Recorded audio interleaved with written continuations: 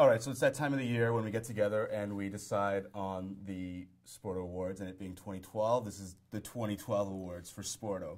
Let's just start off with some movement, and there's been a lot of movement in the world of baseball lately, and I have a feeling our biggest trade of the year is going to come from baseball. You know, we're all from Toronto, we're all Jays fans, so I have a feeling we're going to go in that direction. But I got to make an argument for the Dodgers. Yeah, yeah. I think it's fair. I think it's something you can say from early on in the season. Because the Jays just happened, and we don't know what the ramifications or what the effects are going to be. But like the Dodgers, they've been doing that as soon as the ownership changed late in 2011, and they came out in 2012. They started spending money, and they went out and got a bunch of pitching. They got a bunch of hitters. They re-signed Matt Kemp. It was pretty big. It's a big trade. But it was that mid-season trade where they got Adrian Gonzalez. I think it was a bigger trade for Boston than it was for the Dodgers. I think Boston benefited a little bit more. Not that the rest of the season panned out to be successful, but I think that the Jays trade is so big because this is like I said earlier, we were talking about it, and I said that this is a paradigm-changing trade. This is something that's going to change the face of the franchise. And to be honest, this is probably the biggest thing that happened in Toronto for baseball, anyway, in a very, very, very long time. It's almost impossible to get tickets now. I tried calling. Me and Santa, actually, we were trying to get tickets for the home opener.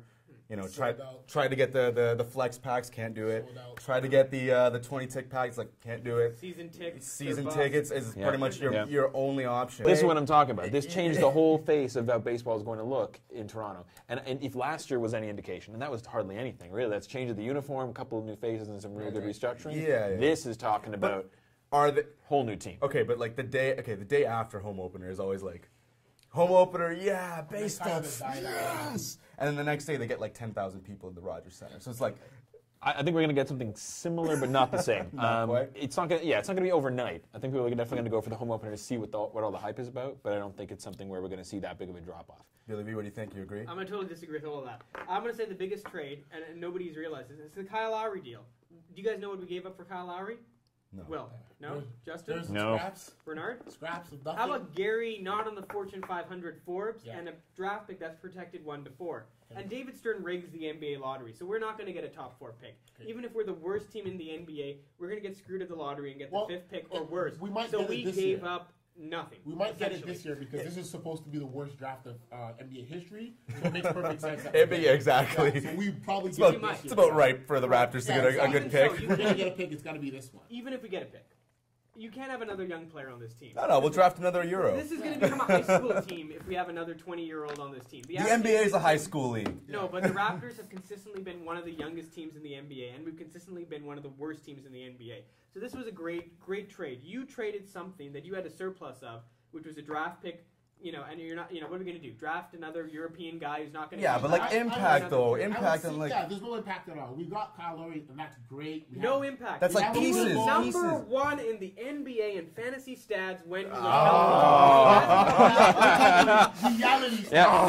Yeah. Okay, here's the reality. This guy's a top 10 point guard last year. Better than Rajon Rondo. And here's the thing. He gets better every single year of his career. And people don't even acknowledge that this is his team. This is his team. It's not Bargnani's team anymore. But that doesn't make it the best trade. Fans in this that doesn't team, make it the biggest trade. Yes, it's his team, and it's a very bad team. Compared to the Jays trade. What happened with those guys when they were on the Marlins last year? Nothing. Nothing happened with the Marlins. It could very easily be a complete flop in Toronto. The point guard. Listen, we now have Bautista, Encarnacion, Reyes. We had Bautista and Laurie Bautista's Bautista and could they have all been produced the MVP at incredible levels for the last 3 years, but because he's playing in a non-playoff team. But look at Jose Bautista on his own. I mean, he even with the wrist injury and everything, even leaving the game and coming back, if you take a look at the hitting standings in terms of records, he was still right up there in the top 10 runs. I mean, he missed half the season. And what I'm thinking now, the trade is not so much about just what those guys can do. It's what those guys, in addition to the guys who are coming back healthy this year, and if they can stay healthy, I think that's huge. We have huge potential. We were always on the cusp of things with our team. We had injuries, last year was a couple of down seasons. Our starting pitching staff didn't do that well last year. I feel like with what we've gotten in this Blue Jay trade, it's going to make a huge impact. A lot more bats, a lot more pitching. Not only that, though, even just talking about what's happening in the winter baseball meetings, the approach that people speak about the Blue Jays is entirely different. You swear before we'd have to overpay, we'd have to lose a trade just to get an asset. Right. Now we're talking about people saying, "Hey, I'd love to go to Toronto." Exactly. It shows we mean business. Now we mean business. When they show up on a jet, let me know. The impact of that. Listen, trade, we don't get Melky Cabrera if we don't have that trade. Absolutely. Yeah, I'll give you that. That's when I bought my flex pack. The second I saw that Melky Cabrera signing, bought. What I'm getting at is the impact of that trade. I'm not sure where you're coming from with the Toronto Raptors game because we're 4 wins. You know what I mean? Yeah. So this is year one. like everything you just said is all great, but in reality, you know how many wins it the got Jays us have right 4 now? wins. 0, because the season hasn't started. So I wouldn't. The Jays could be just as bad. That's fine. That's fine. And they were just as bad last I year, think that despite the speaks same even- level of. But offense. I think when you How Last many year, people were at the home opener last year, and how many will be at the home opener? The home this opener year? always sells out. It speaks even Exactly. more Always sells out. volumes that we have The hype's 0 always wins, there. and it's still an even bigger impact because we haven't even played a game, and the impact's even larger than our 4 wins the Toronto Raptors are. We are never going to be a good basketball team. The Raptors will never be good, and I think we've come to terms with that. Here's the We've thing. come to terms Yeah. with You that. say the Raptors. When will there's never be nothing good. else to do, we go and watch a Raptor game. When there's no hockey, when there's no baseball and lacrosse and Argonauts, and I have nothing else No, to but here's do, the and I've thing. run Even out of before money, the and I see a lockout- scalper on the side of the road giving away a ticket for 25 cents, then I watch a Raptor game. right. And that's fine. That's entirely fine. Yeah. But what How happened many- with the Blue Jays, we'll be fighting and clawing over these tickets. I can't remember the last time I had to pay for a Raptors game, to be honest. Yeah, with I you. got tickets for free and giving them away. I remember getting tickets that were good and I couldn't sell them.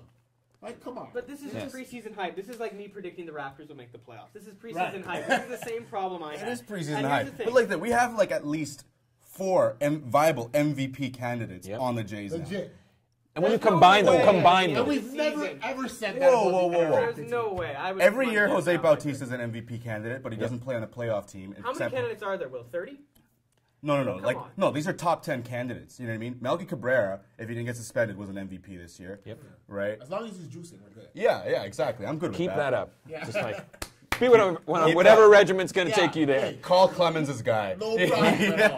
No He's problem already got a at good all. relationship Yeah, with you know, Toronto. it's Didn't you just write a piece on PEDs? We were just talking Yeah. Yeah, you guys should really read that. Yeah. Like I said, this actually speaks to my point. You know what I mean? It's just that, listen, we are getting guys that, okay, agreed. Melky, he does have some He's got a questionable history. questionable right? history when it comes to steroids and stuff like that. But he comes back to our team, hits 50 home runs. Yeah.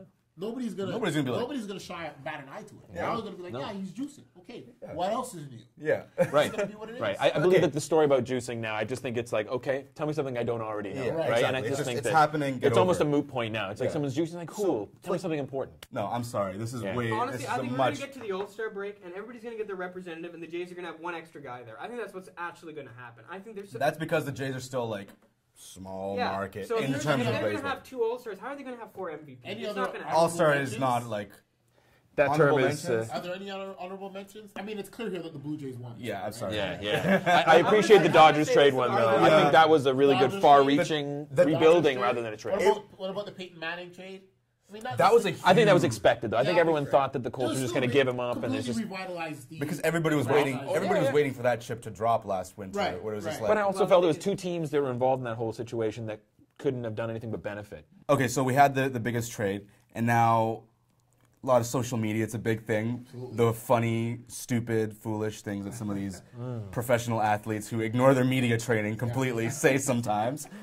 And we come to tweet of the year. Now I have mine. I'll reserve that. I don't know if anybody else has any candidates. Justin. I was struggling to find a couple that really stood out. It's a big year, and a lot of tweets got thrown Absolutely. around. Yeah. There's some tweets that I like just on the way here saying, "Oh, that was a really good one." That there's just so many nowadays, Yeah. and it's getting to the point where these athletes are becoming wittier and wittier, Yeah. trying to find a way to brand themselves and find a way to get themselves out there. The one that I found was Iguodala just after Andre Iguodala when he just got moved to Denver. Yeah. He had a really good one. Got out there, got some money under his hands, and bought a new place. I got a tweet here. It says, "Blessing my toilet for the first time in my new spot." Now, for me, the reason why that stands out so much to me is just like it just screams baller. Yeah. I have so much money right now that I'm dropping a deuce in this toilet, and I'm tweeting. I'm going to tweet about And it. people are going to care about it. That got retweets. That's the weird thing. And the thing about it is, Did just it get like, any favorites? I'm sure it did. We're I'm talking sure about it now. Yeah. I'm sure it's got a favorite somewhere there. But the thing that really stuck to me is you know he's on the toilet while he's tweeting this. Yeah. Like, there's nowhere else. All the things a professional athlete could do, it's like 1 second. Yeah. You know? Yeah. Like, and it just stood out to me. I know it's not, the wittiest. That's pretty good, though. but I think that's why tweets are fun, because it gives you a human side to athletes you only see through the perspective of a TV. Yeah, exactly. Right? It's not like, coach told me I want to go out there and do my job. It's not the got to go out there and give 110%. I mean, I think these are things that, it's the personal side of these athletes. Because it's a lot of the time it's like in their most like frustrating moments. It's just like, it's impulsive. Yeah. It's like the drunken text, right? Really it is. That they send to everybody in the whole world, right? Yeah. So do you have one, Billa? Yes, I do, and it's also an NBA one. And Bernard, I think that's a number 2 in terms of the. Okay, go ahead. So LeBron James tweeted, quote, OMFG, all in caps, I think it just hit me. I'm a champion. All in caps. Get over yourself. He's not done. He makes sure to say again, I'm a champion. All in caps, except the A before champion. And 2 more exclamation marks. So he's poor at grammar, social etiquette, random, and just a poor tweet. That was just something that he could have set that tweet like a year in advance, just to go out, because he wanted all these people who said LeBron will never win a championship.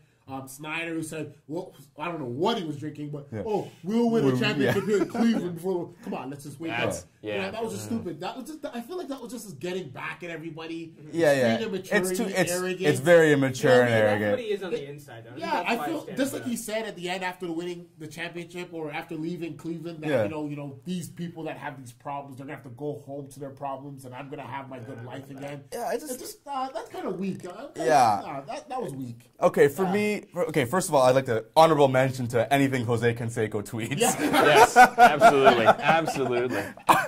It was just funny watching all summer when he was just like trying. It's like, oh, Jays have a lot of injuries. Hey, Jays, call me. Yeah. I remember what was that story where he was doing an interview with like the Toronto Star reporter, and he told the Toronto Star reporter, like, oh, can we do this? Can you like download this app so that we can do this conversation, because I don't want to pay long distance. Listen, I'm on a budget here. Yeah. I'm waiting for a bus. Can we do this interview really quickly? So I'm just like, all right. That's what. And then like you start listening to his tweets. It's like, hey, Jays, I'm ready to go. I'm in good shape. And then he's always telling people to slap haters and so on. Yeah. Anyway, honorable mention to Jose Canseco. I love him on Twitter. But my tweet of the year is TJ Lang of the Green Bay Packers after the call. Yeah, the call. Yeah. And what he said is, quote, F it, NFL. Find me and use the money to pay the real refs. That was actually, I had to say, if I had to pick one. I did see that tweet go on, and I did, and that is clap on the back. Yeah. The thing is too is that was raw. That was raw. When that came out, he was just like, listen, we just put our necks on the line for this game, and you guys threw this away. You gave this one away. Mm-hmm. Just find me. Exactly. I don't think they fined him. They didn't find him, and I think the funny thing about it is when you ask to get fined, no one's going to find you, right? Fair enough. But at the same time, I think that tweet really showed the frustration on the player side of it, and I think that it was apt given what was happening because no one else was really touching it. Right. Aaron Rodgers had a little bit. Yeah, Aaron Rodgers is in the press. He's not quarterback though. You can't say anything because you're kind of the guy. Yeah. You have. Well, he did say something. He did. Talk. Oh yeah. Right? Well, and I think there's very what's anyone going to say to him at that point? I mean, you can understand his frustration. It's not coming from a negative place, but it's just honorable mention though to Giancarlo Stanton from the Miami Marlins after his entire team was traded. Yeah. All he said after like Reyes and everybody was traded to the Jays and they got pennies in return, he just said, "All right, I'm pissed." That's all he said. Well, I think everyone was kind of wondering what's he got to be thinking. I can right imagine now, what it's like walking around Miami, beautiful place, beautiful. Everyone's like, "Hey, what do you think of the trade?"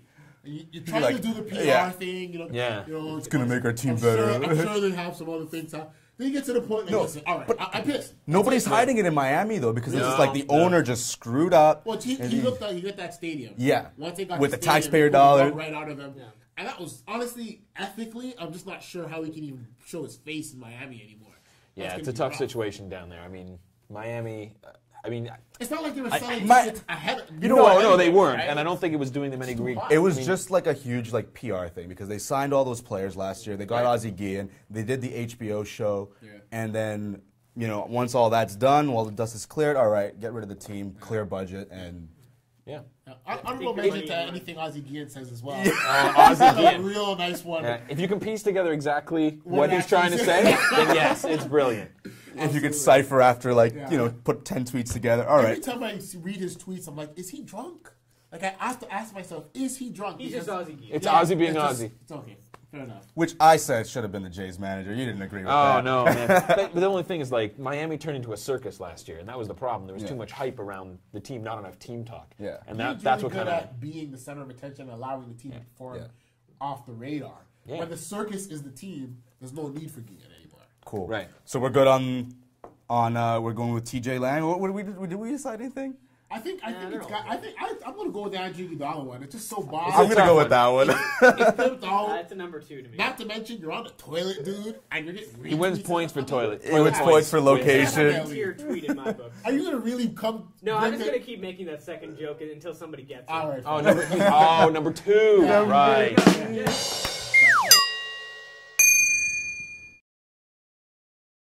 Scoring play of the year. Who's got it? I'll just preface right off the bat. I don't believe soccer is a sport. I know It's all good. Gonna get I'd high five you across this table. Thank you. I know I'm going to get destroyed on Twitter.